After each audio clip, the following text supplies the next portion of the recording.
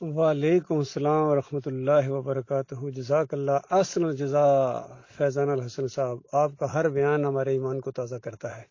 بالکل یہی بات ہے۔ انشاءاللہ ہم نے آخری سانس تک اسی ایمان عقیدے پر اللہ کی مہربانی سے، اللہ کی توفیق سے قائم رہنا ہے، حق بات بیان کرتے جانا ہے۔ ایک بندہ بھی نہ مانے، ایک بھی نہ مانے، ایک آواز ہم آواز نہ ہو، ایک ہاتھ حمایت میں نہ اٹھے۔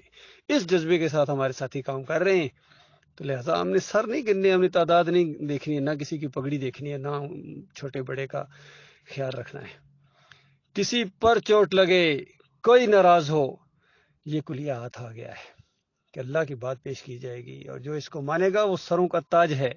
وہ سواری کرے میں رکاب تھاموں، اور جو اللہ میرے مالک کی بات کا انکار کر کے کہے نہیں، بات وہ جو میرے بزرگ اور میرے پیر اور میرے امیر نے کہی ہے وہ بات اچھی ہے، یہ بات اگر یہ انداز ہے تو پھر ہم سے کبھی امید نہ رکھنا۔ پھر ہم تمہارے جوتے سیدھے کیا کریں گے، جوتا اٹھا کے تمہارے امیر اور پیر کے سر پر ماریں گے۔ اور یہی اللہ کا حکم ہے کہ ان طاغوتوں کے، جو یہ طاغوت ہیں، ان کا سر کچلو۔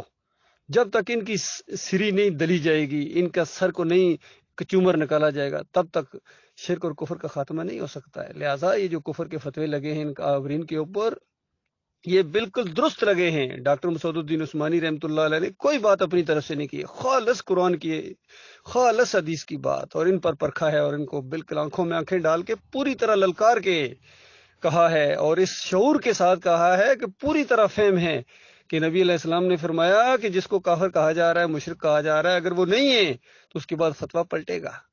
تو یہ معاملہ ہے، ایک طرف اللہ کی کتاب ہے، فَمَن لَّمْ يَحْكُم بِمَا أَنزَلَ اللَّهُ فَأُولَٰئِكَ هُمُ الْكَافِرُونَ۔